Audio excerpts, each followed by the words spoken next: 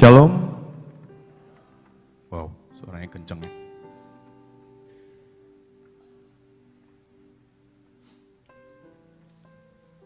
Apa kabar semuanya? Sudah makan? Sudah, Bu? Wah, keduluan.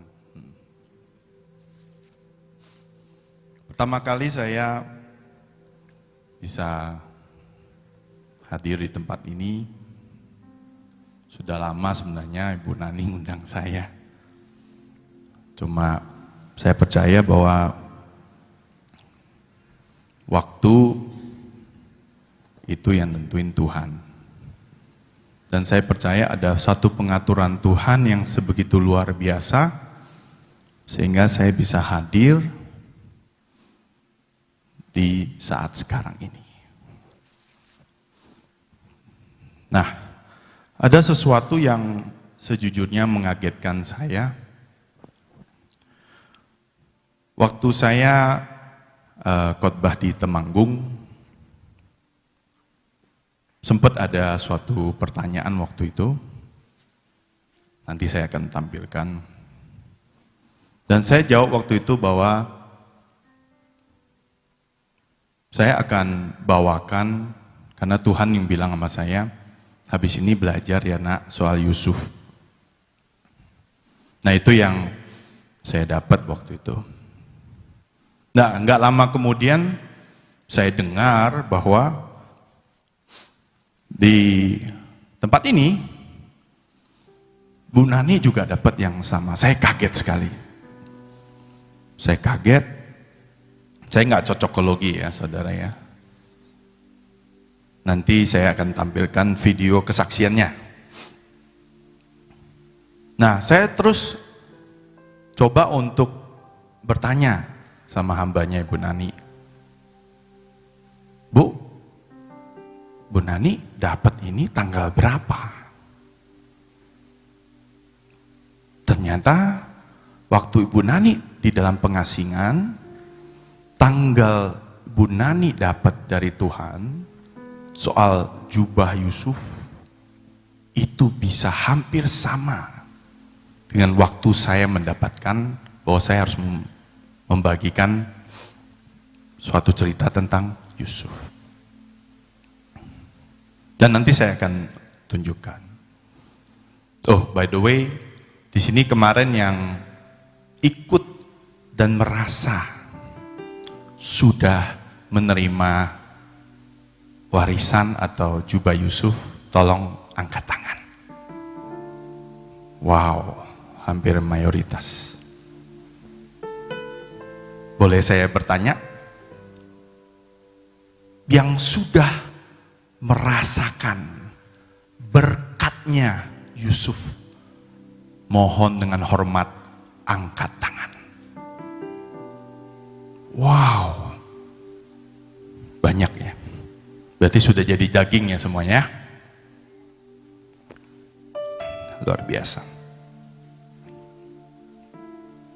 Nah,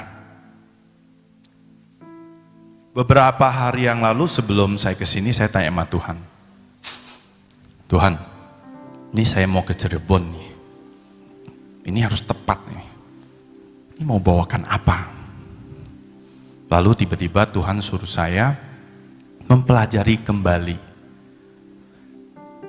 khotbah Ibu Nani tentang yang fungsi kapak. Yang tadinya 9 menjadi 10 ya Bu ya. Waktu saya dengarkan itu kembali, saya kaget banget. Ya, kaget.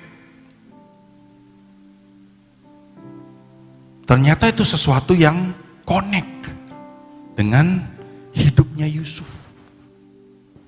Ya. Nah, tapi sebelum saya ke sana, saya pengen memutarkan sebuah video dari seseorang yang sangat legendaris, yang sangat kita cintai. Terlalu cepat dia pergi.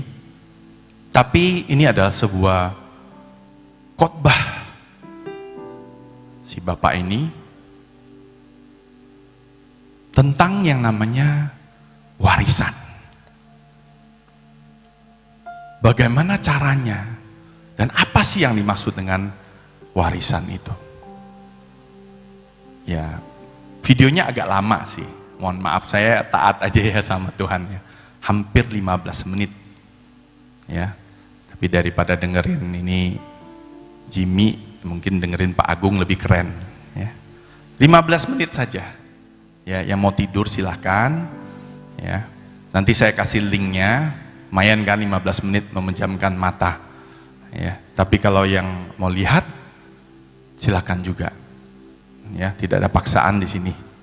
Yang ada ya tanggung jawab sama Tuhan masing-masing aja. Oke, bisa diputarkan videonya? Shalom. Saudara, hari ini saya mau bicara soal warisan. Siapa yang ingin terima warisan? Dari siapa? Ini ada sebuah pengertian yang menurut saya Anda harus pahami. Karena nanti kalau dari awal tidak saudara pahami, apa yang saya bagi di firman, buat sebagian besar saudara tidak terkoneksi sama sekali. Maka akibatnya hanya sekedar sebuah seremonial, seperti yang bertahun-tahun dikerjakan, tapi dengan sedih saya berkata kelihatannya wow, tapi minim penggenapan.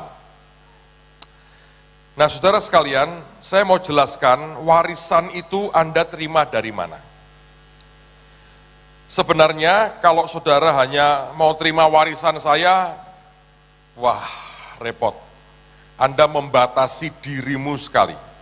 Sebab warisan itu, Tuhan tadi berkata dengan saya, warisan yang dia maksudkan mau dibagikan hari-hari ini adalah, pertama, itu Anda dapatkan lewat orang-orang kudusnya yang di Alkitab yang sudah nggak ada.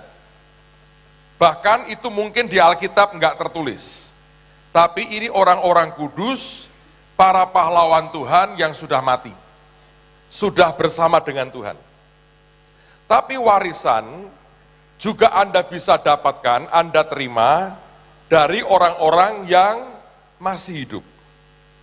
Nah, Anda harus mengerti itu dulu ya. Nanti saudara harus akan dibawa sampai kepada pengertian yang lebih konkret. Nah, orang bertanya begini, Pak, kalau dapat dari yang masih hidup lebih gampang tidak? Belum tentu. Belum tentu. Tapi bagaimana Pak, saya mendapatkan dari yang sudah nggak ada, sudah di surga. Justru ini dua-duanya Anda harus punya pengertian. Pengertian ini kalau saudara nangkap, maka bukan hanya pada hari ini saudara mendapatkan warisan, tapi sebenarnya dalam hidupmu nanti, itu akan terus mengalir dalam kehidupan Anda dan saya. Maka saya berkata bukan hanya saudara loh sebetulnya yang menantikan warisan. Saya berkata setiap saat dalam hidup saya berkata Tuhan tambahi karena tidak pernah cukup. Yang dia berikan itu kuantitasnya sekian, kebutuhan kita jauh lebih besar untuk menyelesaikan tugas kita sampai garis akhir.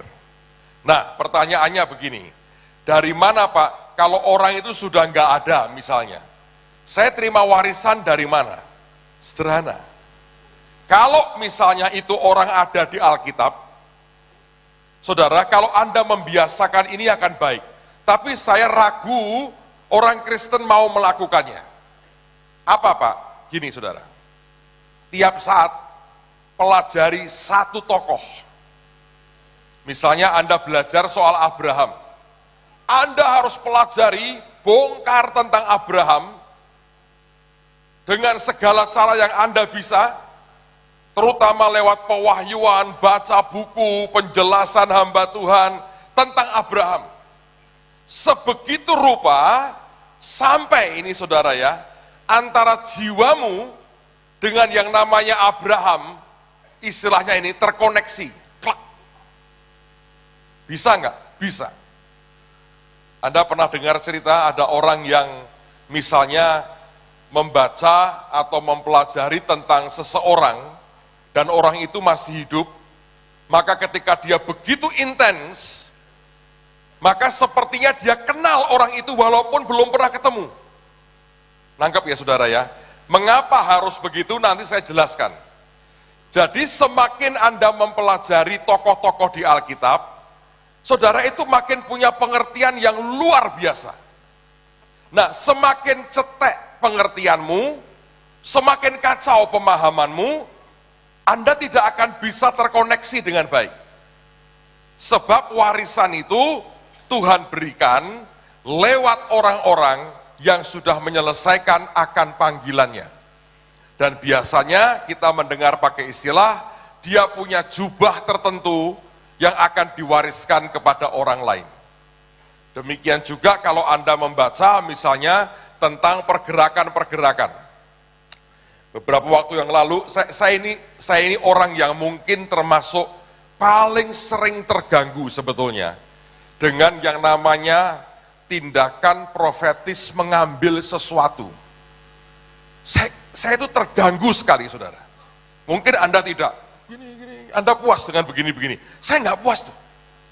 Saya bilang kalau aku mendapatkan, itu ada wujudnya. Tapi kalau Anda hanya pinternya begini-begini, terus nggak ada perubahan, itu mengganggu hati saya loh. Untung orang Kristen tuh 99% baik-baik. Enggak ya nggak apa-apa, pokoknya percaya. Begini-gini saudara. Saya berkali-kali bicara, saya tuh sampai detik ini, saya terganggu hati saya. Nah, Pak, mengapa harus mengerti itu? Saya beri contoh begini. Itu nanti pemahamanmu kalau Anda belajar tentang tokoh-tokoh tertentu, itu membuat saudara akan punya pengenalan dan pengertian. Lalu kenal dan ngerti, itu roh Tuhan sendiri sebetulnya, itu yang menjadikan sebuah channel, semuanya cepat. Contoh ini, pernah dibuat trip, mengambil urapan Smith Wigglesworth. Siapa yang mau coba urapannya Smith Wigglesworth? Angkat tangan tinggi-tinggi. Bagaimana ngambilnya? Oh, kita ke tempat kelahirannya. Itu toh. Percuma, saudara. Kalau Anda tidak kenal siapa orang ini, seharusnya Anda baca buku-bukunya. Anda ngerti harga yang dia bayar. Sampai itu di seluruh kepribadian Anda ngerti, Smith, nanti akan terjadi. Kalau enggak akan sebuah trip sejarah. Guide-nya terbaik saya. Oh, saya belajar sejarah. Iya kan? Yang lain kurang bagus guide-nya. Kalau kita hanya bicara masa lalu loh, tanpa sebuah pengertian. Nangkep saudara. 92 Tuhan bawa saya, ini pertama kali saya belajar. Dapat sesuatu lewat orang masih hidup.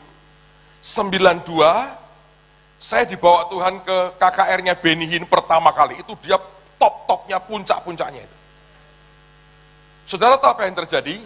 Sepanjang 93 sampai 94, setahun saya bisa ke Amerika 2-3 kali, hanya ikut KKR-nya dia.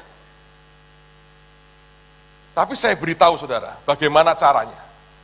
Selama setahun penuh 93, saya tidak keluar rumah, dalam arti kata tidak khotbah di luar, kecuali di gereja, dan tiap hari saya dengar khotbahnya dia. Tiap hari. Dan ajaibnya selalu ada orang supply dengan khotbahnya dia. Dan keren pengajarannya menurut saya. Jadi selama itulah saya duduk di kamar dengerin dari pagi sampai malam. Tiap hari. Sampai saya ngerti cukup banyak. Yang kedua, apa yang saya buat? Anda boleh berkata crazy, saya nggak peduli. Saya tempel orang-orang yang dekat dengan dia. Saya pernah sampai tidur di rumah direktur crusade-nya dia. rumahnya apartemen kecil, dia mau terima saya tidur sekian malam. Tiap malam saya ngobrol sama dia dan istrinya, saya digging tentang Benny Hinn. Dia nggak tahu, saudara. Saya deketi adik kandungnya, Sam Hinn. Saya panggil ke Semarang, saya korek banyak. Saya tanya pengurapan itu seperti apa dari orang-orang sekitarnya. Jadi bukan cuma datang terus no. Ini saya jelaskan karena hati saya terganggu. Saya tidak ingin seperti memanipulasi Anda dengan menceritakan cara gampang yang tidak ada hasilnya. Dan sejujurnya kadang-kadang saya teriak, Tuhan, aku capek dengan yang begini. Aku pengen lihat anak-anakmu ini jadi benar. Dan tidak sia-sia. Sebab Anda punya kesungguhan. Dan saya bilang, Tuhan, kalau enggak diajari benar, susah. Maka sama juga dengan Anda misalnya belajar tentang Abraham. Anda belajar tentang Daud misalnya. Pelajari sampai jiwamu connect. Itu nanti pada saatnya ya saudara, jubah itu akan turun. Nah, kalau orang itu masih hidup, ya agak repot, seperti yang saya alami itu. Bayangin jaraknya jauh.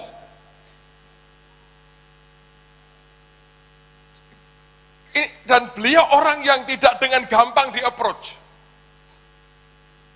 Sebuah perjuangan dibutuhkan sih. Tapi di situ menentukan seberapa Anda mengingini. Itu namanya warisan.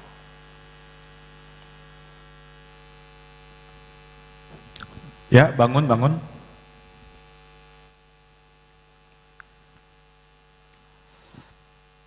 Suatu hari saya sharing ini sama salah satu teman yang ada di sini.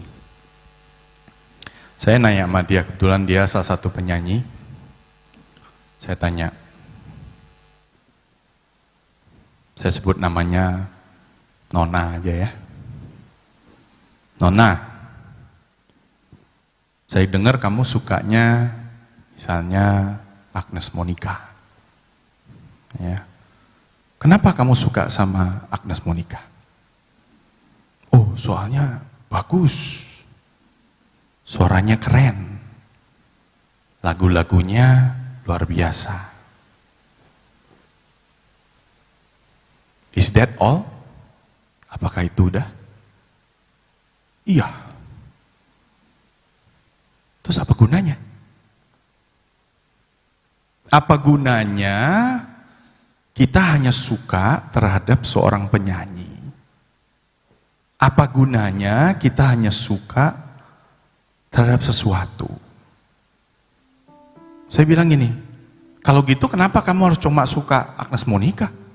Kenapa nggak suka aja sama Mariah Carey, Celine Dion? Lebih banyak variasi, lebih bagus dong. Kenapa cuma suka satu? Pernah nggak kepikir sama kamu bahwa kamu juga bisa minimal menjadi Agnes Monica? Caranya gimana? Caranya kamu harus belajar apa yang pernah dilalui oleh Agnes Monica. Waktu kemarin saya share ini, ada sebuah pelatih. Waktu itu dia cerita, wah bener tuh. Ada seorang penyanyi bernama Katy Perry namanya. Nah, Katy Perry ini dilatih oleh seseorang yang bernama Quincy Jones. Quincy Jones ini kalau ada orang ibaratnya gini, ada orang nih ya, orang biasa, disentuh aja sama dia, ting, langsung tuh jadi superstar. Dia adalah dulu yang memanage Michael Jackson dan semua artis paling top dunia. Kalau udah cerita Quincy Jones, wah udah kayak dewa. Nah, waktu Quincy Jones ini ketemu dengan namanya Katy Perry. Katy Perry ini tidak dilatih untuk bernyanyi. Tapi Katy Perry ini dilatih untuk menciptakan lagu. Nah, lagu yang diciptakan oleh Katy Perry ini bukan 1, 2, 10, tetapi ratusan sampai ribuan. Hampir selama 3 tahun. Katy Perry cuma dikandangin sama Quincy Jones, dan dia cuma disuruh ngarang lagu aja. Hampir 3 tahun. Gak ngapa-ngapain. Cuma suruh ngarang lagu. Suatu hari Quincy Jones datang dan dia lihat apa yang dia karang. Oke, saatnya sudah tiba. Itu yang membuat Katy Perry, apapun lagu yang dia buat, selalu hits. Tetapi harga yang dia bayar, itu luar biasa. Demikian juga dengan semua pahlawan-pahlawan yang ada. Baik yang duniawi maupun yang rohani. Gak ada satupun yang bisa saya ambil dalam nama Yesus. Ya, kita terima. But then what?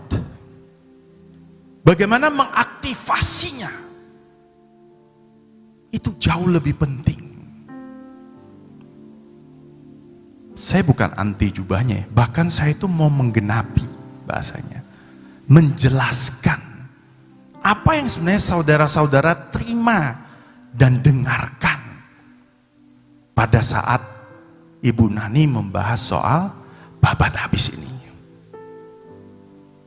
Bahkan saya itu diberi suatu kehormatan. Saya diminta izin sama Bu Nani. Saya bilang, Bu, saya lancang banget sebenarnya. Saya baru sadar juga tadi. Boleh nggak saya namakan khotbah saya ini babat habis part 5. Ibu Nani bilang boleh. Saya juga bingung kok boleh. Ya. Tetapi yang saya mau jelaskan adalah setiap detail tentang yang namanya Joseph, Yusuf yang kita kenal. Nah, siapa di sini yang tahu? Ini udah keburu dikasih lihat ya. Nama daripada Yosef sebelumnya. Ayo, saya mau minta dengan hormat. Ini udah kelihatan ya. Sebelumnya siapa yang sudah tahu arti nama Yosef? Angkat tangan. Tidak ada. Tahukah saudara bahwa di dalam sebuah nama, kita bilang, wah kita dapat jubah Yusuf. Apa arti Yosef? Atau Yusuf itu. Nah, di sini dijelaskan di Alkitab terutama, dan juga di bahasa Hebrew, he will add, akan ditambahkan. Nah, kalau saudara lihat di Alkitab, kalau kita lihat kembali, kenapa namanya seperti itu? Mamanya Rahel atau Rachel, waktu dia dibukakan dan dia bisa mengandung, doanya kepada Tuhan waktu itu, dia tidak puas. Dia bilang mulai saat ini Tuhan akan menambahkan. Menambahkan. Nah, kata ini sesuatu yang buat saya ini luar biasa. Luar biasa sekali. Mungkin lompat ke itu yang pengertian mengenai ayat itu yang ditambahkan, bro, sebelum yang video.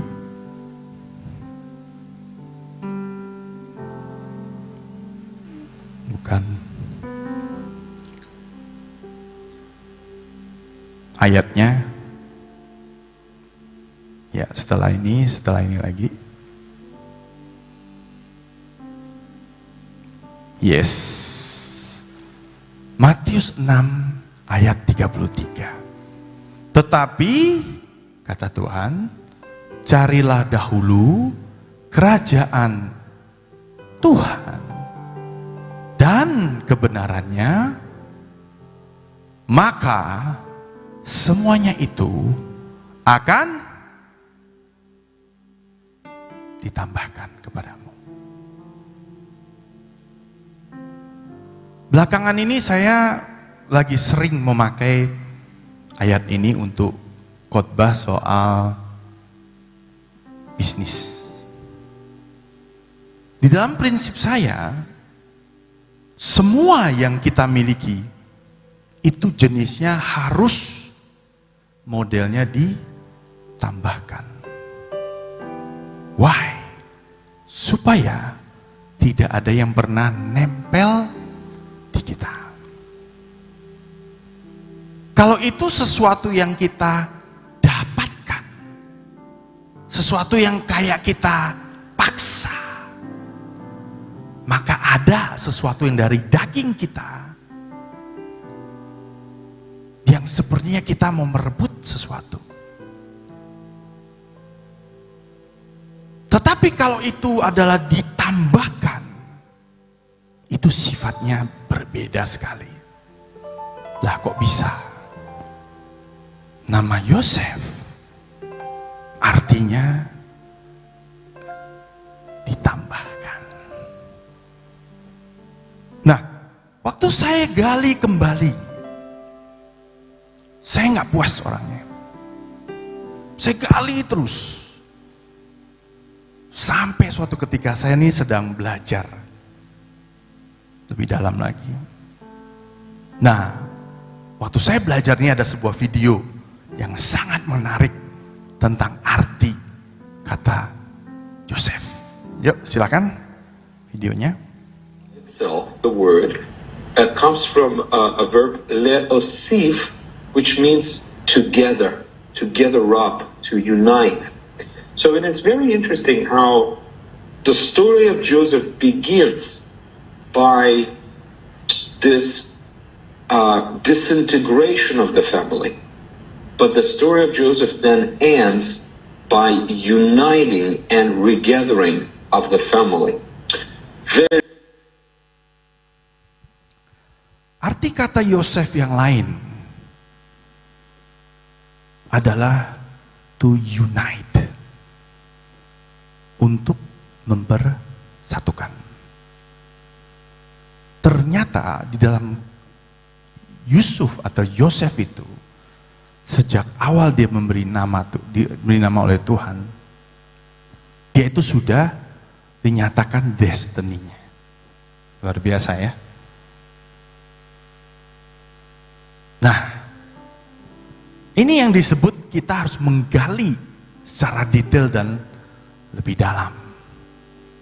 Minimal sekarang kita udah tahu, oh, Yosef itu arti katanya he will add, atau dia akan ditambahkan. Dan satu lagi, to unite,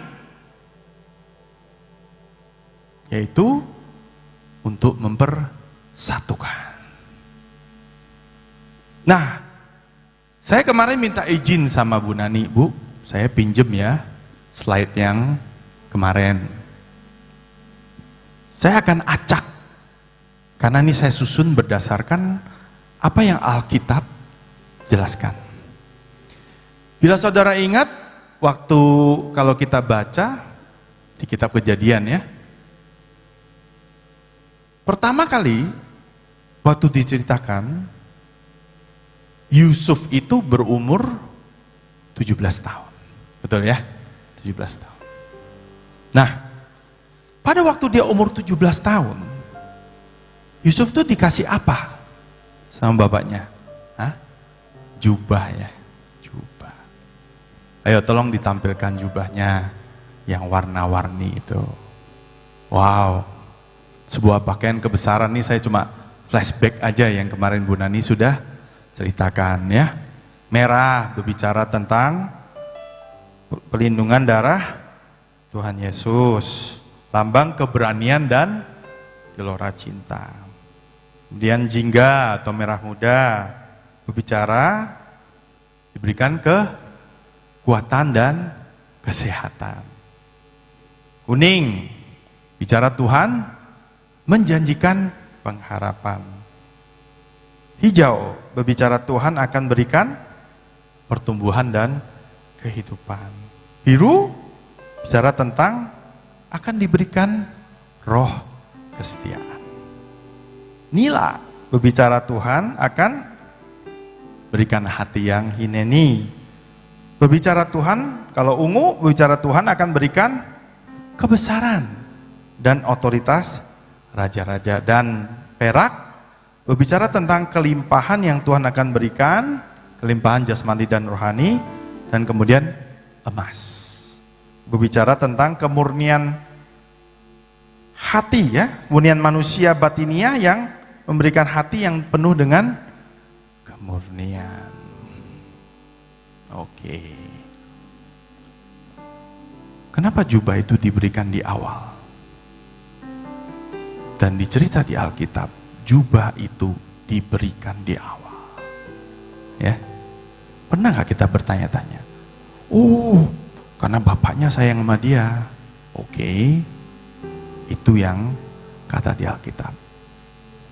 Saya percaya tidak ada satupun yang kebetulan. Pada saat Yusuf menerima jubah ini adalah sebuah jaminan. Jaminan atas apa? Jaminan atas apa yang akan Yusuf laluin. Jaminan yang Tuhan berikan sebagai setiap kekuatan yang ada di warnanya itu. Sadar gak saudara? Kalau yang kita baca Alkitab minimal Yusuf sampai komplit. Dan yang saya minta saudara setelah pulang dari sini, mohon dengarkan kembali ini. Saya nggak bisa bahas ini satu persatu, terlalu banyak. Saya juga ada time waktunya ya. Tapi setiap warna ini melambangkan jaminan dan kekuatan yang Tuhan harus berikan kepada Yusuf untuk membawa ia kepada destininya. Dia harus diberikan keberanian tanpa dia sadari. Diberikan hati yang murni. Tanpa itu tidak bisa. Dan semuanya. Oleh karena itu menurut saya Tuhan itu terlalu luar biasa. Jubah ini diberikan justru di awal hidup Yusuf. Di saat dia nggak ngerti. Walaupun setelah itu dia dapat mimpi. Tapi saya yakin Yusuf tidak tahu arti sebenarnya daripada jubah ini.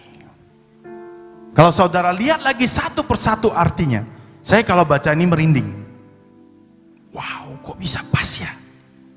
Itu persis apa yang dilalui oleh Yusuf. Penderitaan dan kekuatan dan jaminan yang bisa membawa Yusuf sampai akhir. Dan saya percaya tidak ada satupun yang kebetulan.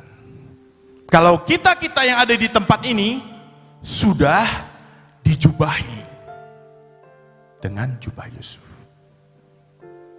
Artinya Bapak dan Ibu sudah diberikan jaminan.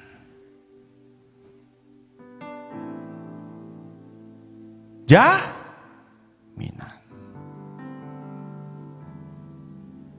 Yuk kita berkata, aku sudah dijamin oleh Tuhan. Di dalam nama Tuhan Yesus, aku terima karena Tuhan sudah menjaminku. Amin. Sebab yang saya mau share setelah ini, jangan sampai membuat kita ngeri. Yang penting kan sudah dijamin. Ya. Nah, boleh tuh kita kasih summary-nya, fungsi mata kapak, supaya kita ingat lagi ya.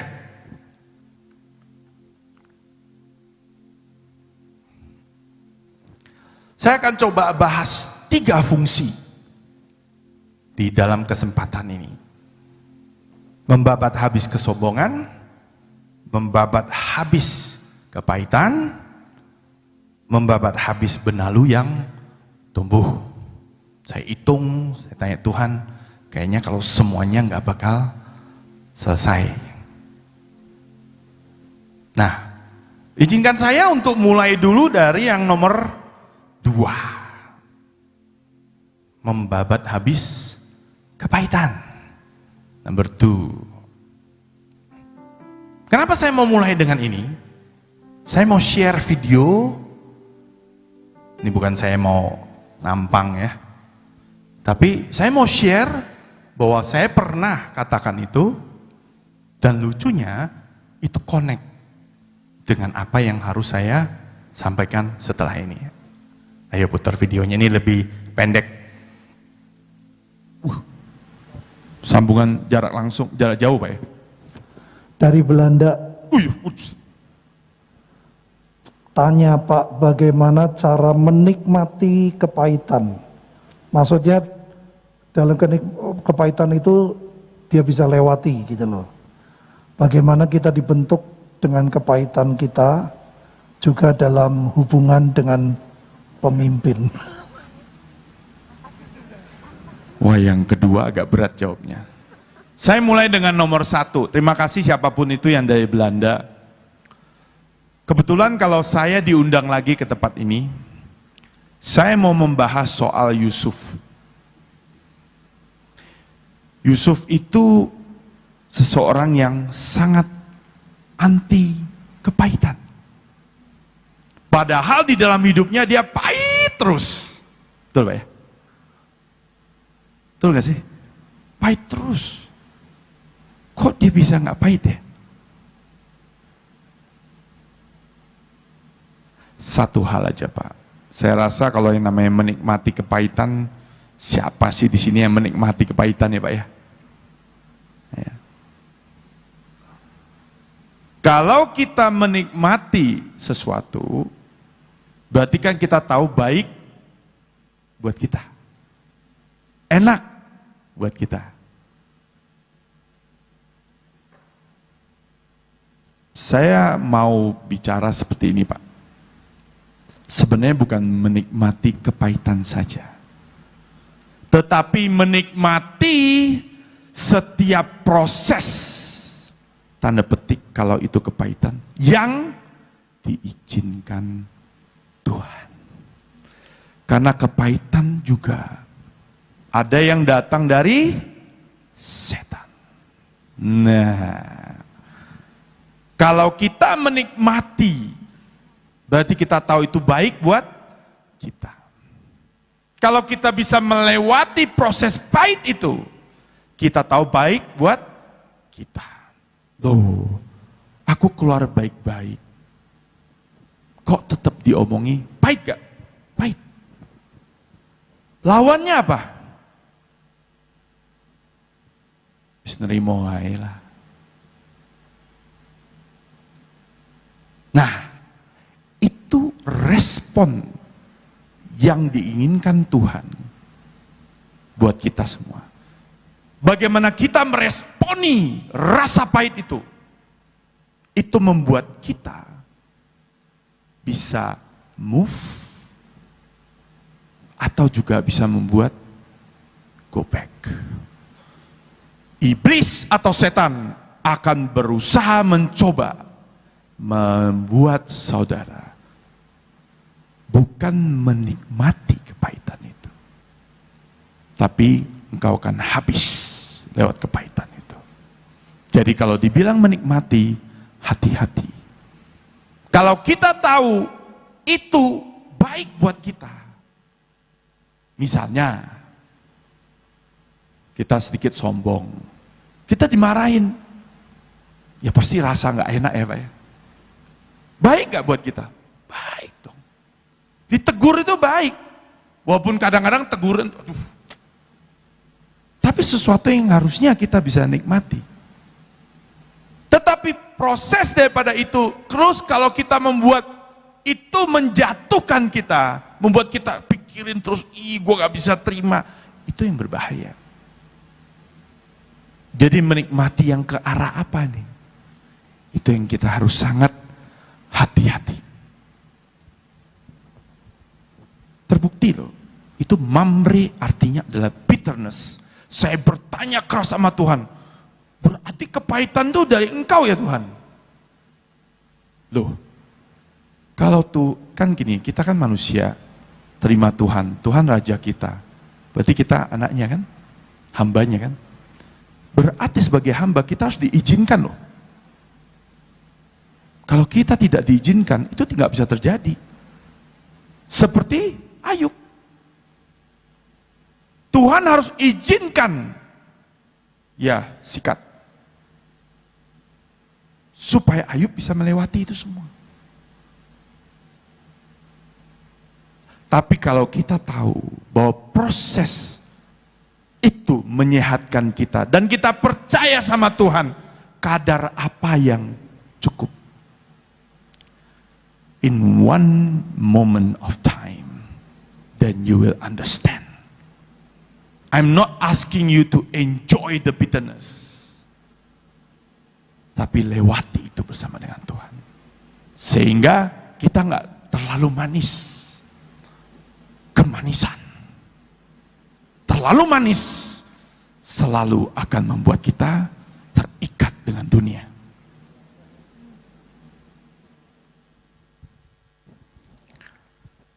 Oke, tolong maafin yang Bapak tadi yang lagi ngomong itu, ngomongnya panjang banget ya. Oke, kita next slide. Di Kejadian 45, saya mau tekankan di ayat 8. Pada waktu itu Yusuf di ujungnya, ya. Ini bukti bahwa Yusuf itu enggak kepahitan, ya. Jadi bukanlah kamu yang menyuruh aku ke sini, kata Yusuf, tetapi Allah. Dialah yang telah menempatkan aku sebagai bapa bagi Firaun dan tuan atas seluruh istananya dan sebagai kuasa atas seluruh tanah Mesir. Yusuf mencium semua saudaranya itu loh, dengan mesra. Dan ia menangis sambil memeluk mereka. Sesudah itu, barulah saudara-saudaranya bercakap-cakap dengan dia. Waktu saya sedang belajar tentang ini, setelah saya sharing soal itu, saya bilang sama Tuhan, Tuhan, aku ki orang ngandel ya. Aku tuh nggak percaya ada orang seperti Yusuf. Bayangin coba ya, dia dibuang, udah dibuang dijual jadi budak. Setelah dijual jadi budak, dia melayani tuan baru namanya Potifar. Kemudian apa yang terjadi? He's accused. Padahal dia mempertahankan martabatnya dan harga dirinya. Untuk apa? Tidak selingkuh dengan seorang yang bernama Zelika. Kok tahu? Nanti saya cerita. Yaitu istrinya Potifar. And so on, and so on. Nah, saya bilang sama Tuhan, Tuhan, masa sih? Apa yang membuat dia, waktu dia udah dibuang di awal itu, digebukin sama saudara-saudaranya, dibuang, dijual, tiba-tiba sampai ke tangan Potifar, tiba-tiba aja gitu langsung kerja. Dikatakan di sana Tuhan menyertai Yusuf, betul? Betul ya? Jelalah gitu. Tiba-tiba loh. Percaya nggak? Hah? Yang percaya angkat tangan. Yang tidak percaya angkat tangan. Yang tidak mau tahu angkat tangan. Bagi saya itu sesuatu yang aneh. Cerita ini nggak nyambung. Nah, maka Tuhan bilang, ketuklah maka pintu akan dibukakan bagimu. Nah, karena kedablekan saya, dan mungkin Tuhan kesel sama saya sekaligus sayang, suatu hari saya ketemu sama satu pasangan lah ya, teman baru. Nah, waktu itu saya kenal dari seorang teman yang kemudian kenal sama istri saya. Lalu waktu saya, ayo ikut, ini orang ini hebat nih.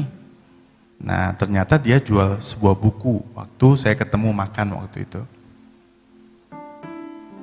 Nah, ternyata dia itu membawa sebuah kitab yang dinamakan kitab Yasar atau kitab orang jujur. Waktu saya terima kitab itu, yang pertama kali saya lakukan, saya lihat summary-nya, saya lihat ini isinya apa sih? Wow, banyak juga ya. Hampir semua yang ada di kitab Kejadian itu ada di sana. Bahkan Keluaran pun ada. Nah, kebetulan saya lagi pengen belajar soal Yusuf. Saya langsung buka. Saya baca. Ternyata inilah jawabannya. Banyak kontroversi tentang kitab ini. Kitab ini non katanya dulu sebenarnya merupakan bagian utuh dari Alkitab. Muncul sejak tahun 800 AD. Ya. Nah, tetapi di tahun 1829 itu dipres atau dikeluarin. Nah, itu membuat saya bertanya juga. Tetapi ternyata, menurut saya, ini saya baca, saya nggak tahu kenapa itu disupres. Nah, oleh karena perbuatan ini, itulah kenapa kemudian dia diusir. Nah, menurut saya, kitab ini tidak berani didistribusikan karena takut ini akan jadi peperangan saudara ya, kurang lebih seperti itu. Ini menurut saya ya. Tetapi karena saya sedang mencari tahu isi daripada yang sebenarnya tentang Yusuf ini, dan tiba-tiba Tuhan bicara sama saya lewat orang ini yang memberikan buku ini, saya percaya semua isi Alkitab Yasar ini benar. Menurut saya ya. Kenapa? Sewaktu saya baca, wow, ini baru benar. The missing link even terhadap cerita Abraham pun ada di sini. Banyak. Jadi saya bukan promosi, di depan gak ada yang jual buku ya. Jadi silahkan cari sendiri, Tokopedia banyak, bisa di-download di internet. Untuk melengkapi apa yang selama ini kita nggak tahu. Kalau yang sudah tahu, ya puji Tuhan. Nah, di dalam cerita di Yasar ini ya, atau kitab orang jujur ini, yang sebenarnya dulu itu sempat disebut di Yosua 10:13 dan di 1 Samuel. Bukankah ini sudah tertulis di kitab orang jujur, katanya begitu. Nah, cerita tentang Yusuf ini sangat-sangat menarik pada saat kita membaca kitab Yasar ini. Nah, Saya mau memulai dengan Kitab Yasir 41 ayat 27 sampai 28. Mereka membawanya dan melemparkan dia ke dalam sumur. Di dalam sumur itu tidak ada air. Namun ular dan kalajengking. Yosef takut kepada ular dan kalajengking yang ada di dalam sumur. Yosef menangis dengan suara keras. Maka Yahweh menyembunyikan ular dan kalajengking di tepi sumur. Dan mereka tidak mencederai Yosef. Nah, di sini Yusuf merasakan keajaiban yang pertama. Yaitu apa? Dia masuk sumur. Harusnya dia mati, tetapi ternyata Tuhan meminggirkan semua binatang-binatang yang ada di sana. Wah, waktunya. Yasir 42 ayat 5 sampai 6. Dan sementara mereka sedang membicarakan hal ini, dan sebelum rombongan orang Ismail datang kepada mereka, 7 orang pedagang Midian melewati mereka. Dan ketika sedang melintas, mereka merasa haus dan mengangkat matanya dan melihat sumur yang di dalamnya Yosef dipenjarakan. Mereka memandang dan lihatlah berbagai jenis burung ada di atasnya. Nah, di dalam cerita Kitab Yasir ini ternyata ada dua kelompok. Ya. Kelompok pertama yaitu pedagang Midian. Nah, bagaimana caranya pedagang Midian ini bisa menemukan seseorang yang bernama Yosef ini? Ternyata Tuhan memberikan sebuah tanda di atas sumur itu, sehingga membuat para pedagang Midian ini melihat. Dan kemudian mereka datang dan lihat, ternyata ada si Yosef. Ini adalah keajaiban yang kedua.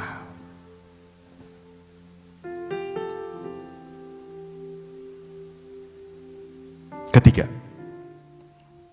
Kitab Yasir 42, 25 sampai 28. Di ayat ke-28, maka Yahweh melihat hasrat Yosef dan kesusahannya, dan Yahweh menurunkan kepada orang-orang itu kegelapan dan kebingungan, dan tangan setiap orang yang memukul dia menjadi lumpuh.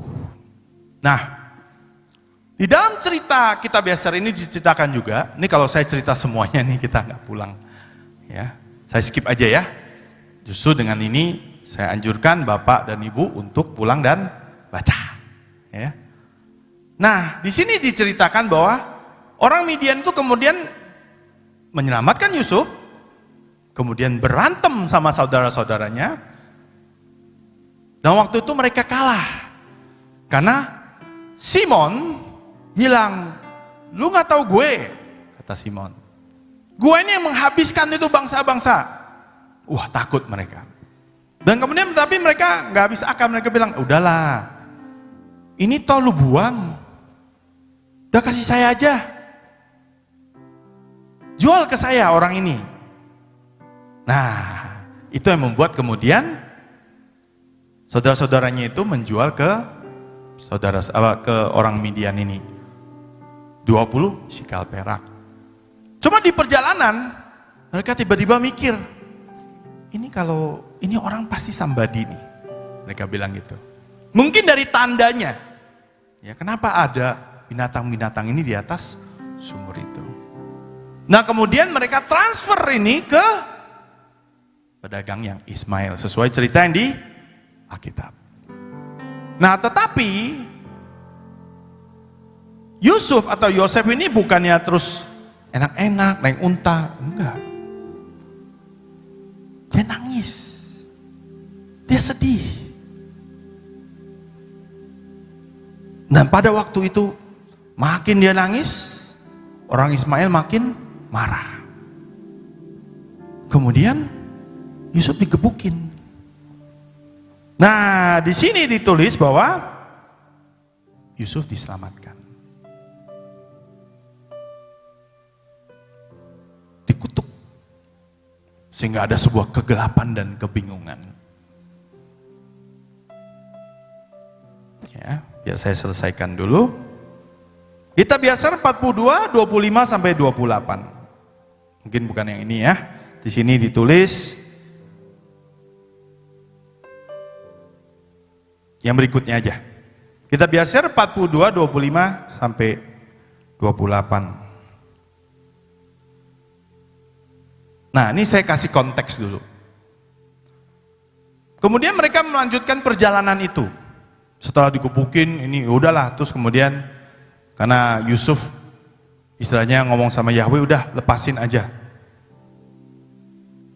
Nah, kemudian di dalam perjalanan itu, ceritanya di kitab Yasar ini, Yusuf itu lihat, itu kuburan mamaku. Nah, cerita ini sangat penting, saudara. Cerita ini penting banget. Kontroversial, oke lah. Tapi bagi saya ini cerita yang sangat penting. Nah, apa yang terjadi? Dia lihat kuburan mamanya, dia lari. Dia lari, dan di atas kuburan mamanya, sambil dia pahit, dia tumpahkan semuanya. Mama, aku salah apa? Sehingga aku digituin. Dia ngoceh. Sambil pahit. Nah, ini yang dikatakan. Ini ceritanya, Rahel dengar ada suara keluar. Yusuf kaget, tapi dikatakan di sini, anakku Yusuf, aku telah mendengar suara tangisanmu dan suara ratapanmu. Aku telah melihat air matamu. Aku tahu kesusahanmu, putraku, dan itu mendukakan aku karena engkau. Dan duka cita yang bertumpuk-tumpuk ditambahkan kepada duka citaku. Maka sekarang putraku, Yosef putraku, berharaplah kepada Yahweh dan tunggulah dia dan janganlah takut, karena Yahweh menyertai engkau. Dia akan melepaskan engkau dari semua kesusahan. Bangkitlah anakku, pergilah ke Mesir bersama dengan Tuhanmu, dan janganlah takut, karena Yahweh menyertai engkau anakku. Dia terus berbicara seperti kata-kata ini kepada Yosef, sampai akhirnya dia diam. Tiba-tiba mamanya ngomong, nak wes ojo lebay, percaya kepada Yahweh.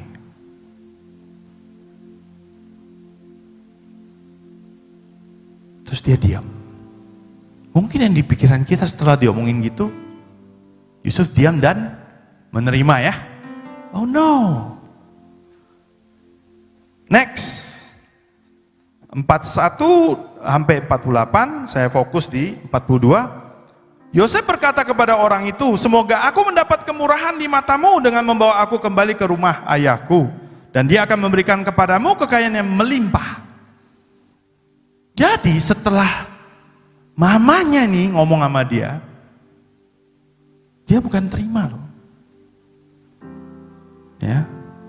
Dia mungkin berpikir seperti ini. Nih orang Ismail nih, gue udah lepaskan dia dari kutuk, mungkin dia mau dengerin gue kali ya. Itu yang dikatakan Yosef. Bawa gue pulang dong. Bapak gue nih orang kaya nih. Bawa gue pulang, nanti lu akan dapat hadiah. Yang ada digebukin. Yang ada digebukin. Mereka menjawab dia, katanya, apakah engkau bukan budak? Mana ayahmu? Katanya. Dan jika kalau engkau punya ayah, engkau tidak akan dijual 2 kali. sebagai budak dengan harga yang sangat murah. Amarah mereka masih menyala terhadapnya, dan mereka terus memukuli dia dan menghajarnya. Yosef menangis dengan sedihnya. Tapi setelah itu apa yang terjadi? Maka Yahweh melihat penderitaan Yosef, dan Yahweh memukul orang-orang ini lagi dan menghajar mereka, menyebabkan kegelapan meliputi mereka di bumi, kilat menyambar-nyambar dan guntur bergemuruh, dan bumi bergoncang karena suara guntur dan angin ribut. Orang-orang itu ketakutan dan tidak tahu kemana yang mereka harus pergi. Next. Nah, di sini dikatakan di 48, Yosef melakukan seperti perkataan mereka, dan Yahweh mendengarkan Yosef. Yahweh menyingkirkan tulah yang dia timpakan kepada orang-orang itu karena Yosef. Binatang-binatang itu bangkit dari tanah dan mereka menuntunnya berjalan. Badai mengabuk reda, maka orang-orang itu melanjutkan perjalanan mereka ke Mesir. Dan orang-orang itu mengetahui bahwa malapetaka itu menimpa mereka karena Yosef. Aneh nggak cerita ini? Mereka tahu bahwa Yosef ini sangat-sangat diberkati Tuhan. Dan yang lebih parah di sini adalah Yosef tahu bahwa Yahweh ada bersama dengan dia. Betul ya? Tetapi kenapa mereka tetap ke Mesir? Kenapa mereka enggak kembali ke rumahnya Yosef? Next. Baca di ayat 53. Hal ini memuaskan orang-orang itu dan mereka melakukannya. Mereka melanjutkan perjalanan mereka ke Mesir bersama Yosef. Cerita ini berakhir sampai di sini. Apa yang terjadi? Sampai ujung pun Yusuf tetap tidak dibawa pulang ke rumahnya. Tetapi setelah cerita ini, saya percaya, walaupun saya tidak tahu cerita aslinya, bagaimana perasaan Yusuf. Kira-kira apa perasaan Yusuf? Hah?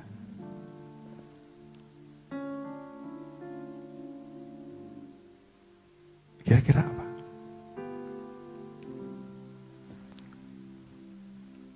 Jawabannya adalah, ya wes lah Tuhan.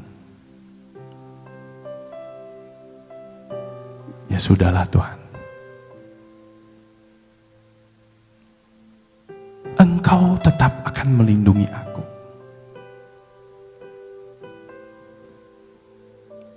Tapi aku tahu, memang aku harus ke Mesir. Buktinya apa? Berkali-kali Yusuf selalu dilindungi oleh Tuhan. Tetapi berkali-kali Yusuf tidak pernah dibawa pulang. Walaupun Tuhan melindungi. Berarti pertanyaannya apa sih?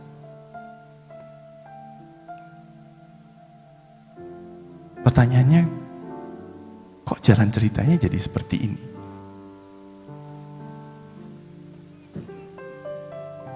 Itu yang saya sebut bahwa terkadang kita harus tahu kemana jalan, kemana sebuah proses membawa kita. Tetapi seperti jubah yang sudah diberikan kepada Yusuf dan diberikan kepada saudara-saudara yang di tempat ini, dan saudara sudah menerimanya, maka walaupun kita harus melewati yang namanya cobaan, melewati sebuah penderitaan, melewati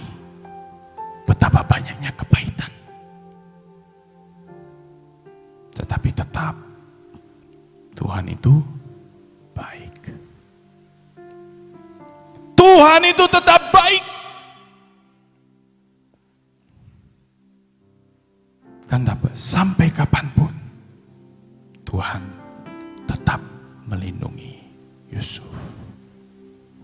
Tetapi bukan dengan apa yang Yusuf inginkan, tetapi apa yang Tuhan inginkan. Di situ saya percaya dasar kenapa Yusuf bisa berkata, saudara-saudaraku, kalian tidak usah takut sama aku. Karena aku tahu ini adalah pekerjaan Tuhan. Ada amin? Jadi kapak nomor 2 harus ditanggulangi dengan pertama mengampuni.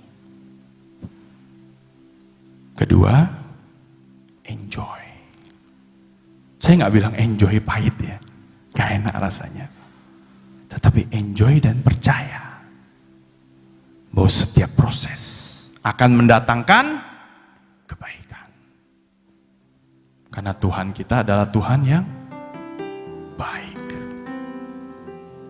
Izinkan kapak itu memotong, membabat habis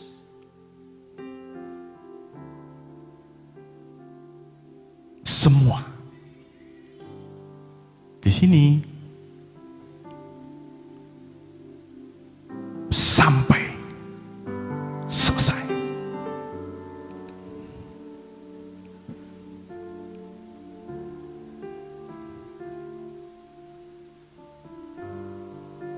Oke, fungsi kapak yang berikutnya membabat habis kesombongan. Maaf Bu, saya punya waktu sampai kapan? Jam 1 Bu, bukannya? Ya, saya coba selesaikan ya. Membabat habis kesombongan.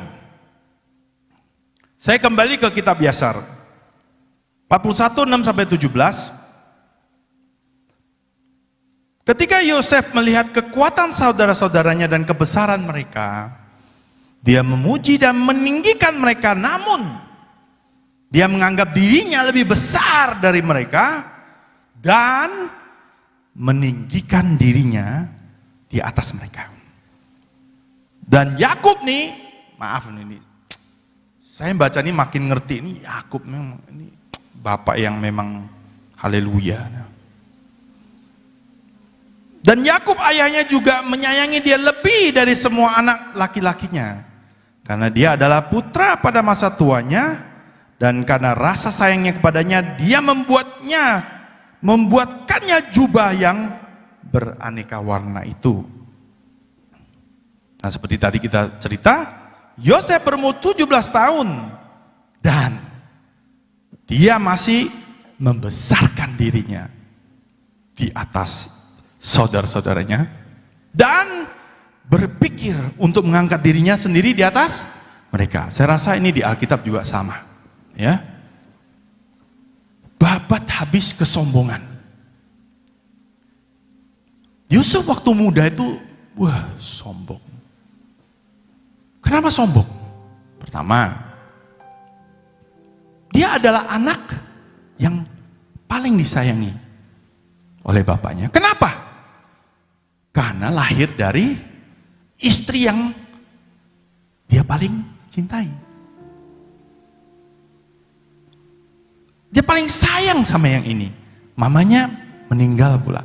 Wah, itu membuat semua saudara-saudaranya benci sama dia.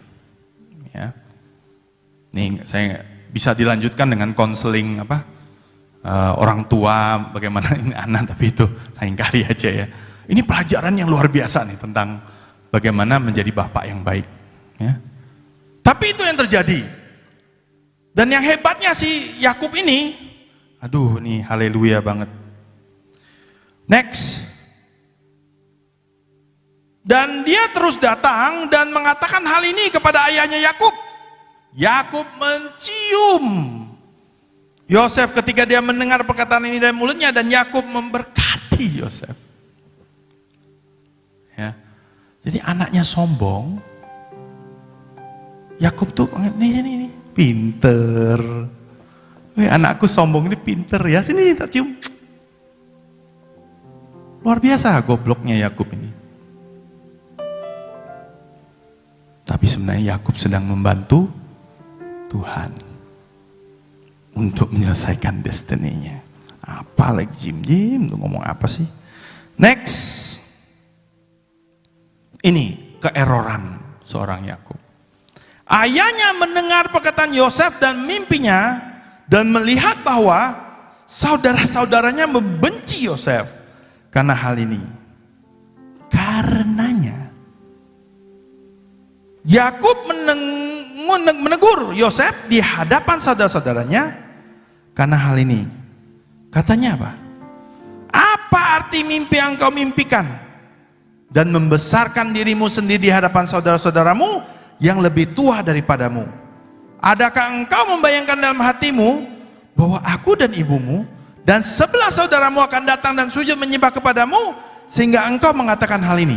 Ini saya set konteksnya ya saudara-saudara ya. Di awal dia jelas-jelas buat Yusuf, mencium Yusuf karena Yusuf sombong di awal ya. Ini Bapak haleluya saya kasih tahu. Yang kedua, setelah dia tahu nih saudara-saudara yang benci dia, apa yang dia lakukan?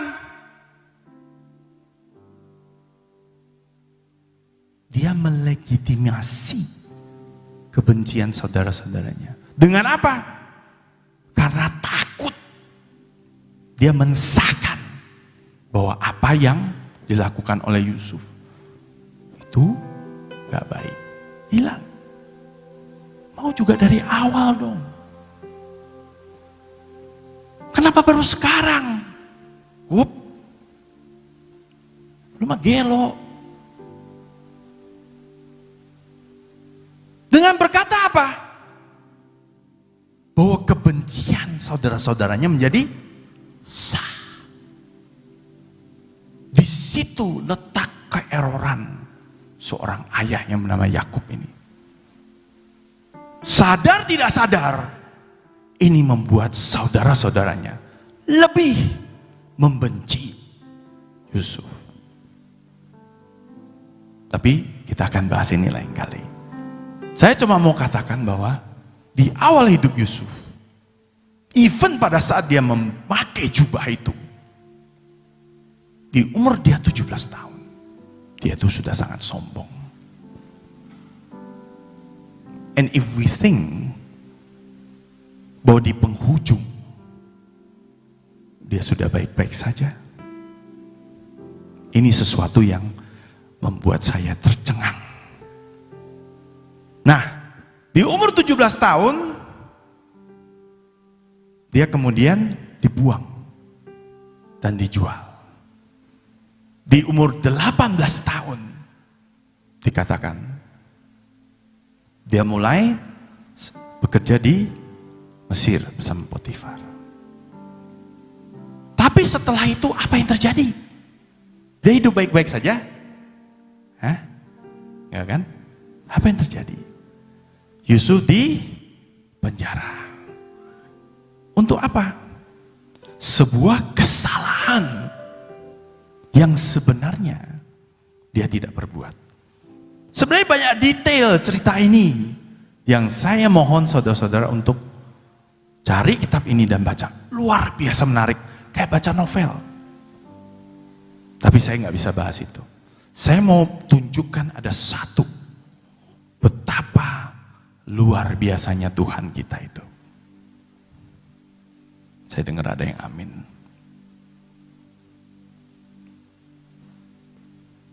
Di kitab Yasar 46, 7-11. Di sini diceritakan tentang pada saat Yusuf berada di penjara dan dia menjadi kepala atas penjara itu. Luar biasa. Tuhan selalu menyertai Yusuf. Apa yang dikerjakannya selalu dibuat berhasil. Dan pada saat itu Tuhan sudah memberikan dia sebuah karunia untuk mengartikan mimpi. Merupakan sebuah custom daripada bangsa Mesir pada saat itu, bahwa mimpi itu punya arti dan harus diartikan. Luar biasa ya. Nah, pada saat itu ceritanya, lah dua orang ini kan di penjara. Mereka nggak punya akses ke orang-orang pintarnya di Mesir. Nah, Yusuf ini menawarkan bantuan. Udah lu cerita sama gua deh. Gua artiin buat lu. Itu yang dikatakan Yusuf. Di kitab Yesaya 46, 7-11, ini yang luar biasa menurut saya. Dalam 3 hari Raja akan memerintahkan engkau dibawa keluar dan dia akan mengembalikan engkau kepada kedudukanmu. Ini adalah yang bawa piala itu ya. Dan engkau akan memberikan kepada Raja anggurnya untuk diminum. Sama seperti semula. Ketika engkau masih juru minumnya. Nah, di sini yang kita harus perhatikan. Tapi biarlah aku mendapatkan kemurahanmu di matamu. Mu di sini nggak gede ya, manusia. Supaya engkau mengingatkan aku kepada Firaun, ya, Firaun. Ketika sudah baik keadaanmu, lakukanlah kebaikan kepadaku dan usahakanlah aku keluar dari penjara ini. Karena aku telah diculik dari kanan-kanan, bla bla bla bla bla bla bla bla. Kita tahu curcolnya Yusuf itu apa? Dia minta kepada sang pemegang piala itu, gue udah nyelamatin lu ya. Karunia yang Tuhan berikan kepada gua ini yang membebaskan lu. Sekarang aku katakan, lu waktu pulang, lu ngomong sama Firaun ya, gua ini orang yang tidak bersalah. Gua tidak berdosa. Gua sampai detik ini, gua tidak terima. Keluarkan aku dari tempat ini. Wow, salah nggak? Yang bilang salah, angkat tangan. Yang bilang tidak salah, angkat tangan. Ya, terima kasih. Ada seorang ibu yang meresponi. Saya awalnya bilang nggak salah. Apa masih kurang? Pada waktu itu, genap 10 tahun sejak 18 tahun. Tetapi yang terjadi setelah ini itu mengagetkan saya. Next.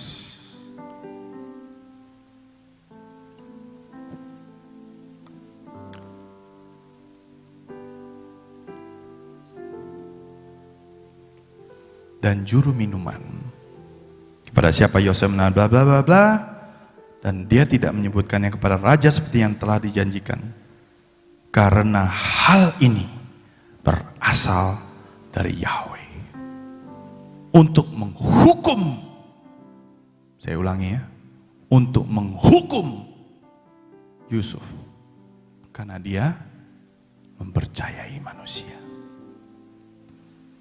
Sesudah itu Yusuf tetap berada di dalam rumah penjara selama 2 tahun hingga dia telah menggenapi 12 tahun. Angkanya sih keren ya, profetik.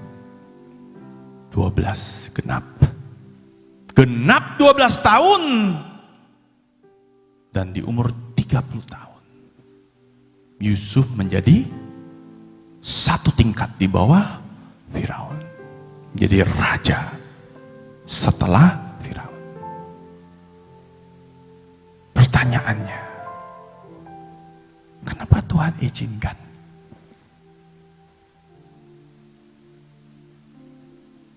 Tuhan mau menggigis habis, mengapak habis, sampai habis.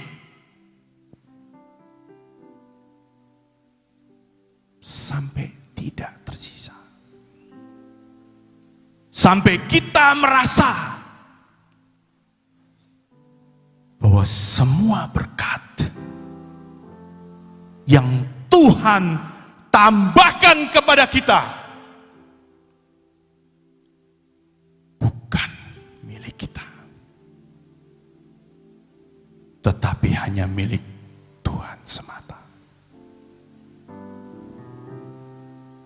Bukan karena kekuatan kita, tetapi karena Roh-Mu ya Tuhan. 2 tahun ekstra. Cuma karena apa? Ngedumel. Saya sangat mengerti perasaan Yusuf yang ini. Tahun lalu, ini baru tahun lalu,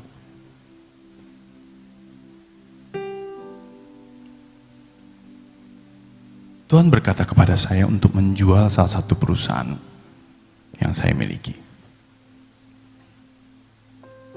Dan di kala itu saya dapat pewahyuan.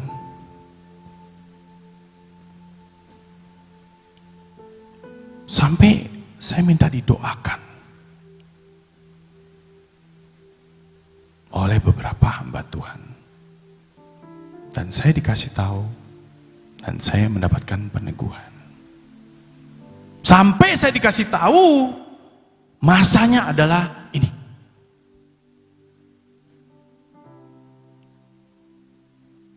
Tapi pada saat itu, ternyata itu tidak terjadi. Pada saat itu nggak terjadi, jujur, saya mulai dongkel. Tuhan, aku sudah pernah melepaskan ini sebagai Ishak di hadapan-Mu. Tapi bukankah Engkau sendiri yang berkata, dan Engkau lewat hamba Tuhan yang aku percaya dan meneguhkan ini. Dan Tuhan, memang aku lagi butuh ini. Tapi kenapa ini gak jadi ya Tuhan? Di saat itu, hati saya bertanya. Dan iman saya goyang. Apakah tidak cukup sekian lama?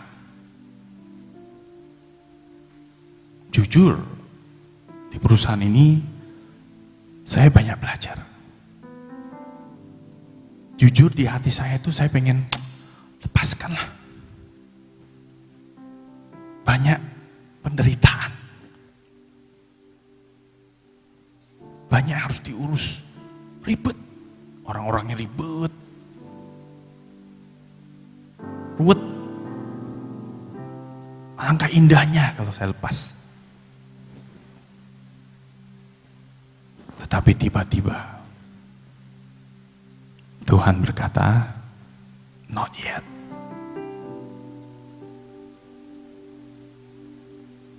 Gimana respon saudara? Hah? Sudah dapat peneguhan? Yang awal ngomong juga Tuhan. Tapi tiba-tiba Tuhan stop. Tapi saya mau saksikan kepada saudara. Saya setelah itu gak tahu gimana saya bertobat. Tuhan, ternyata dalam hidupku tuh masih ada mamon ya. Ternyata mamon tuh masih menang ya. Bukankah kita berkata bahwa Tuhan yang menambahkan semuanya. Di dalam waktunya siapa? Waktunya kita atau waktunya Tuhan? Kita manusia itu suka sombong dan mengatur Tuhan. Tapi saya bertobat. Di dalam pertobatan saya benar-benar tahu akhirnya. Saya nggak bilang saya sempurna ya, yang artinya melepaskan semuanya. Tapi justru di saat-saat ini terjadi sesuatu yang sangat spektakuler, melebihi dari apa yang saya bisa bayangkan. Ternyata Tuhan berikan jauh lebih spektakuler. Tuhan bilang, tunggu. Sebab yang lebih besar itu, yang dari aku, dari ketepatan, dari masa yang lebih tepat itu, engkau akan mendapatkan berkali-kali lipat. Ada amin, saudara-saudara?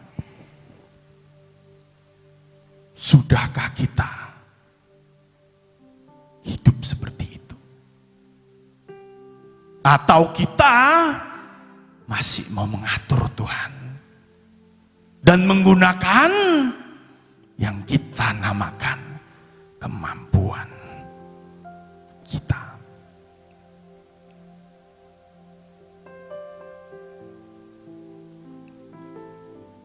Oke.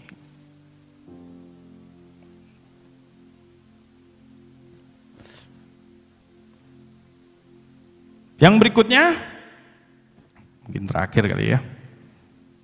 Membabat habis benalu yang tumbuh. Kitab Yasar 41 ayat 22 sampai 24.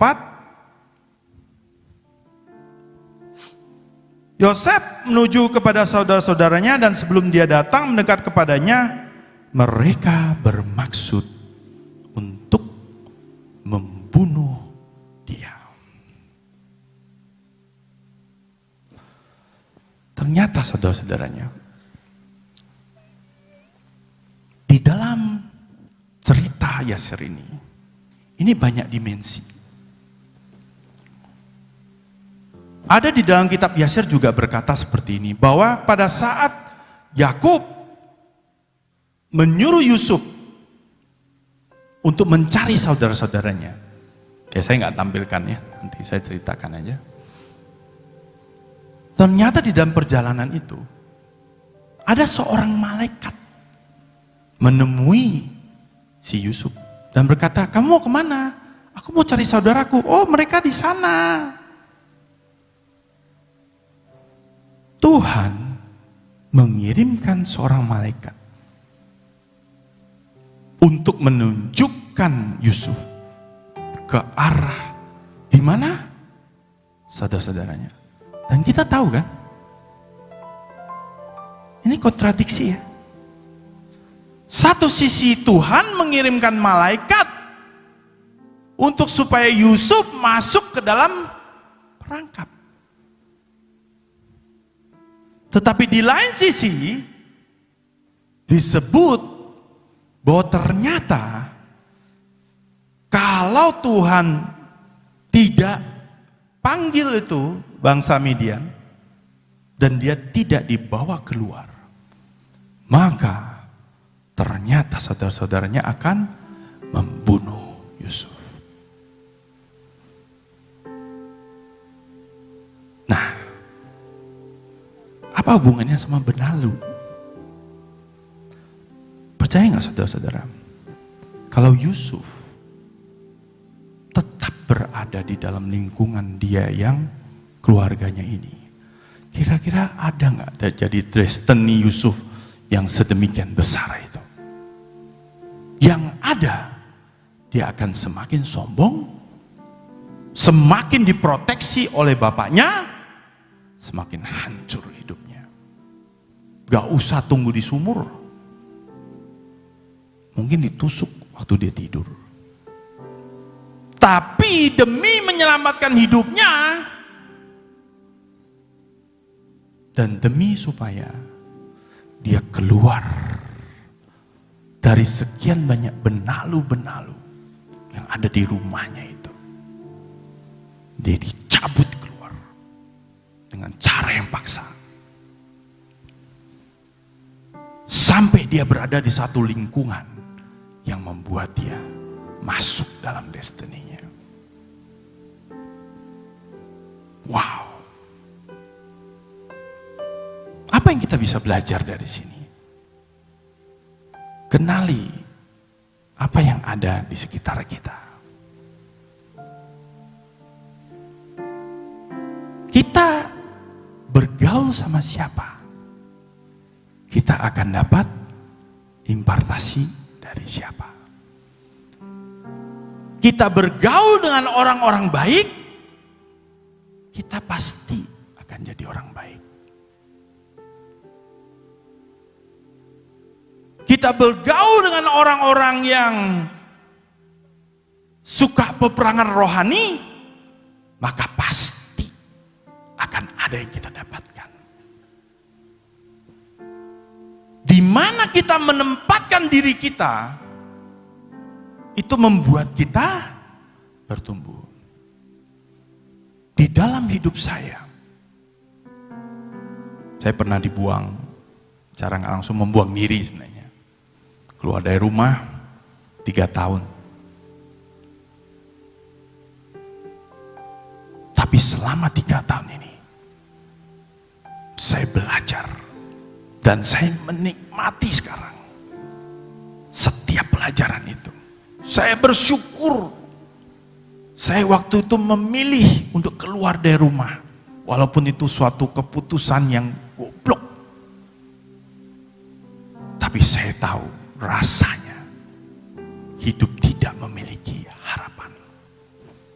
Tapi setelah itu, saya menjadi orang yang punya tujuan.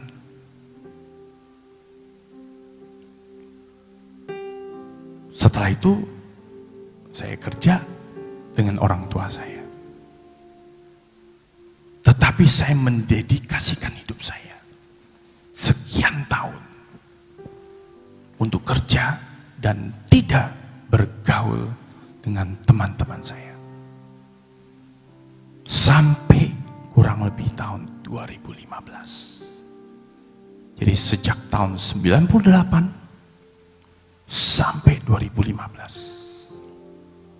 Saya baru mulai bergaul kembali dengan teman-teman sekolah saya, teman-teman kuliah saya. Tapi apa yang terjadi?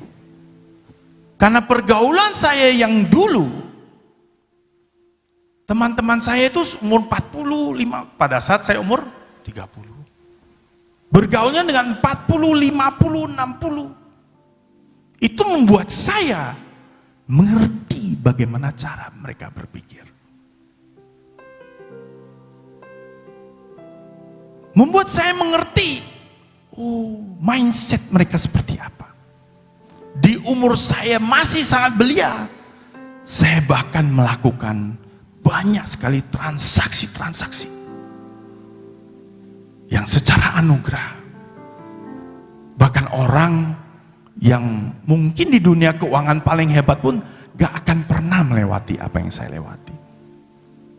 Ada demikian banyak merger and acquisition yang saya lewati, membuat saya tiba-tiba melek dengan dunia keuangan. Tetapi ada harga yang harus dibayar. Pada saat kapan? Pada saat kita tahu di mana benalu dan di mana tempat yang akan membuat kita bertumbuh. Tetapi tempat yang membuat kita bertumbuh tidak selalu mengenakan. Semua ada harga yang harus dibayar.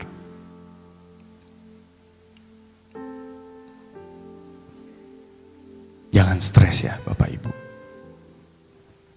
Saya mau cerita ini, di depan saya udah cerita ya. Kan udah terima jubah Yusuf. Jangan sampai kita tidak paham apa yang kita terima. Jangan sampai kita tidak mengerti kenapa Ibu Nani dapat dari Tuhan soal kapak ini. Dan bagaimana cara kerjanya supaya kita bisa mendapatkan semua yang merupakan dan tertera di dalam jubah ini. Nah, karena waktu saya stop sampai di sini. Tapi saya mau ambil sesuatu yang Ibu Nani cerita. Bu Nani, saya kemarin dengar ceritanya adalah satu. Tetapi kunci untuk mendapatkan ini semua adalah keintiman dengan Tuhan. Kalau Bapak dan Ibu ingat apa yang sudah saya ceritakan, proses ini jelas-jelas membuat Yusuf punya keintiman dengan Tuhan. Lewat sebuah pengenalan. Lewat apa yang terjadi, Yusuf semakin kenal dengan Tuhannya. Merasakan semua bukti dia sudah lihat. Membuat Yusuf kenal Tuhan dia siapa.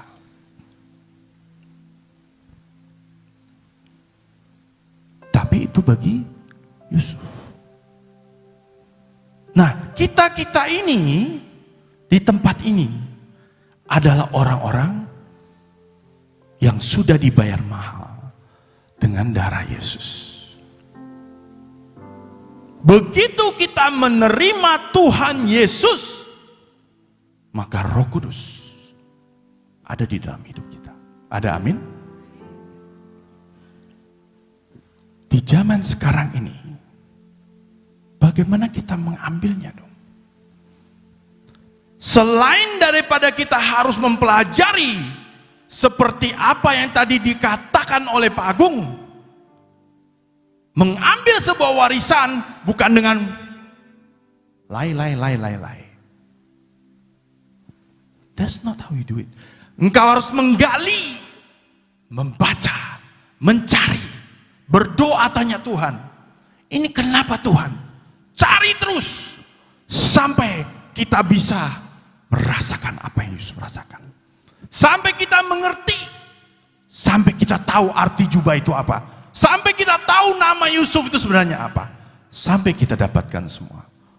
Tetapi bukan hanya itu aja.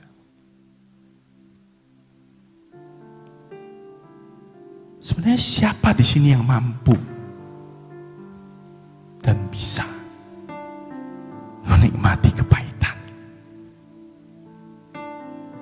Siapa yang mampu dibabat seperti itu?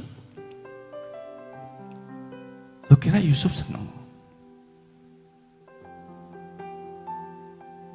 Tapi pada saat Tuhan Yesus datang dan memberikan Roh Kudus-Nya kepada kita, di saat kita punya keintiman, punya suatu hubungan, hidup di dalamnya,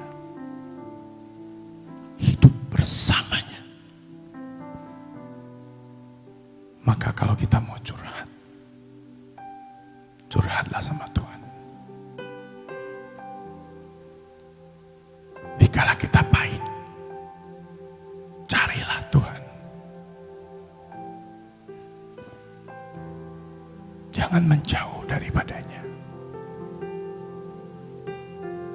Setiap pagi kita bangun, cari Tuhan. Punya keintiman. Harus punya keintiman. Itulah yang dikatakan semuanya jadi kena. Kita mengerti Yusuf. Kita mengerti seberapa luar biasanya hidupnya. Kita dapat Tapi bukan hanya itu.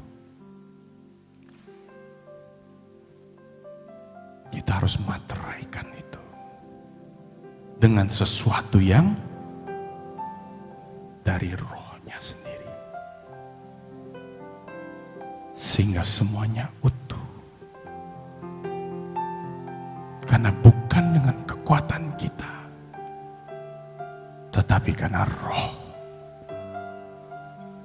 Bukan karena kita, tapi Roh Kudusnya yang mengubah hidup kita. Itu yang disebut kuncinya, yang disebut punya keintiman dengan Tuhan, yang tidak dimiliki oleh orang-orang perjanjian lama.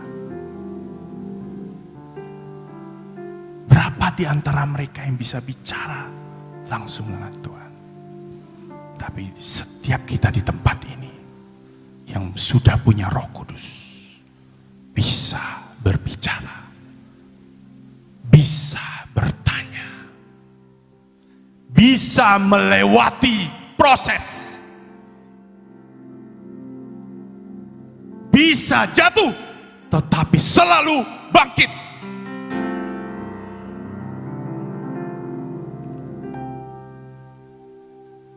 Ada amin. Oke.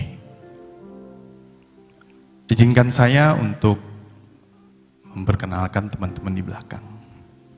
Ini grup band saya Undivided.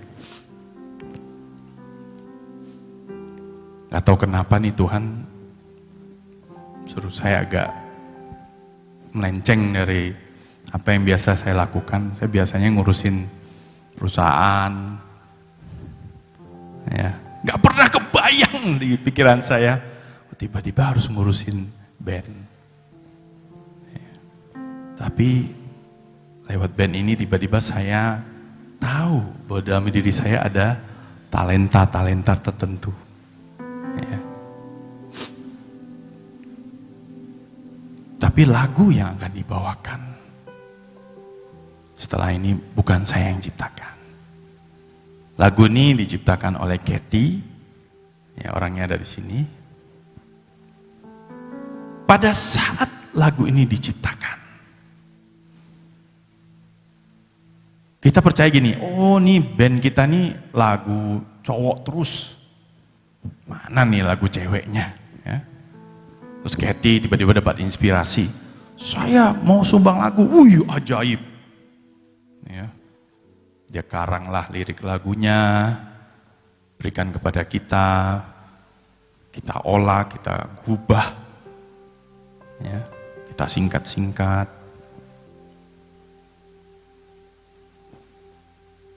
Nah, lirik ini buat saya kayak sesuatu yang klik sampai keabadian. Nah, waktu kita sudah nyanyikan itu, kan kita rekam ya. Tiba-tiba suaminya Revano, yang juga ada duduk di sana, waktu dia dengarkan lagu ini, dia tiba-tiba dikasih tahu sama Tuhan. Nah, ini lagu melambangkan perasaan Yusuf. Nah, dia kaget. Biasanya gitu, dia dapat sesuatu, dia nggak mudeng. Dia sharing ke saya. Bro, gua dapet nih.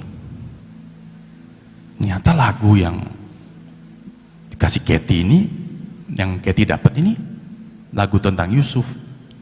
Jujur, reaksi pertama saya bilang gini, ini anak cocokologi sih. Itu reaksi pertama saya. Masa sih? Saya baca liriknya. Saya kaget.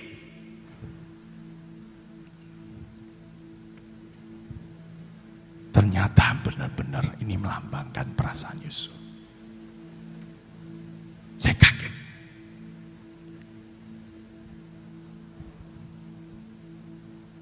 Lagu ini sedang kita sempurnakan.